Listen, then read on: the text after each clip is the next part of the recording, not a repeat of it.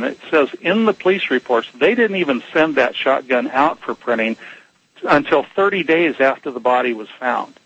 But yet at the same time, they were telling the media and they were telling, anybody that would ask them that they were investigating this as a potential homicide, but they've concluded it was a suicide, but it was investigated as a potential homicide. No, I'm sorry.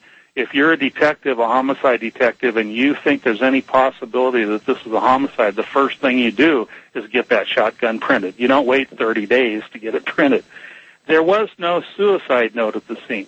The police reports refer to it as a suicide note, but it was never released to the public. I tricked Courtney out of getting a copy for myself of that note, and which she was kind of upset about when it happened, and I kind of explained that in the case study manual or online how I did that. But once I got a copy and was able to see this was not a suicide note. It was a note written to Kurt Cobain fans basically saying he didn't want to perform anymore.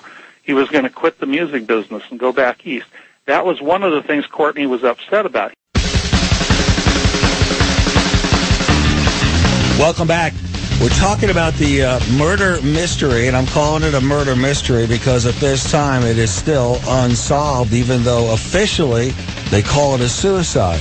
So what's going on? You thought Kurt Cobain committed suicide. The first investigator on the scene is Tom Grant. That's who we're talking to. He thinks it's murder. He actually did extensive research on this, and eventually the police, not even looking at some of the evidence he's about to tell you, and we're just starting that part of the show, determined it was a suicide. We'll talk about that. Any questions you have, 866-482-1011, or go to twitter.com. We are trying to lay some groundwork here, so you get a little bit of the background. So, Tom, continue. You talked about the suicide note that really wasn't a suicide note. We were about to talk about the two different kinds of handwriting on the suicide note. And all this can be seen, and you can hear all the tapes that he has on CobainCase.com. And we'll have it on our website and the links. And the documentary is on YouTube. We'll have that link also. So go ahead where you left off. Yeah, the body of this so-called suicide note is very, very long, first of all, which is unusual for any kind of a suicide note. But it's very clear that it's addressed to Kurt Cobain fans, not to Courtney and to Kurt, like the police said in their report. At the very bottom, there's a, what do you call it at the bottom of a note? There's a word for it. I can't think of it. But there's a footnote. There's a footnote to Courtney and to Francis. And it's written in very much larger print, strange handwriting. It doesn't look like it belongs there. And even of that, there's only one part of a line which indicates anything at all about possible suicide. And that line could also indicate that he's just leaving, period. But it says, keep going, Courtney, for Francis, who will be so much happier without me. Okay? Well, first of all, even if Kurt did write that, which it's so questionable when you look at this handwriting, it just doesn't fit in with the rest of the note. But even if he did write it, that still doesn't make it a suicide note. It might mean that he was, and there was a lot of talk about this, that he was going to move back east and work with Michael Stipe and all that, and they were going to separate, and obviously Courtney would probably get custody of the child. But I don't believe for a second that he even wrote that. But no matter how you look at that letter, whether you think Kurt wrote the whole thing or not, there's nothing in that letter that says, I'm going to kill myself. There's nothing that indicates it's a suicide note. But yet it was labeled a suicide note, and, nobody expected it to ever be seen in public. And that was only because I tricked Courtney out of a copy of it and ran it off on her fax machine. Was that when she was, in the bathroom doing drugs and you were able to grab it? Well, we were upstairs talking, and I said, I heard you read this letter on TV, at the memorial service, and it sounded like you were saying that Kurt was writing this while he was laying in bed. And I said, when Dylan and I were up here, the bed was totally neat and clean and didn't look like anybody'd been there. And she goes, and I knew the truth. I mean, I was goading her into doing what she ended up doing. But she says, no, I meant I was reading that I'm laying here in bed. I mean, that's what I said. I was laying here in bed while I was reading the note over, to the TV for everybody to hear. And I said, well, that's not what it sounded like to me. And she says, no. And then she reached behind her and grabbed this copy of the note and handed it to me. And instinctively, I said, "Oh, can I run down and run a copy off of this on your fax machine downstairs?" Yeah. And of course, if she really wants me to investigate this like she claimed she did, what's she going to do? Say, "No, you can't have a copy of that"? And she kind of hesitated for a second and said, "Yeah, go ahead." And I ran down and got my copy really quick. And by the time I came back up, she was on the phone. And she says, "I'll talk to you in a little while, Tom, if you could just go back on downstairs." And you could tell this is the first time in our relationship that she was upset with me and kind of, was angry. And I know it was because she didn't want that note to ever slip out and become public. The other thing that really got my attention was when I was reading an article in Rolling Stone magazine in December of '94, and she's telling the interviewer in that article that there was another note that Kurt left her, and that he left it under the pillows on the bed in the master bedroom.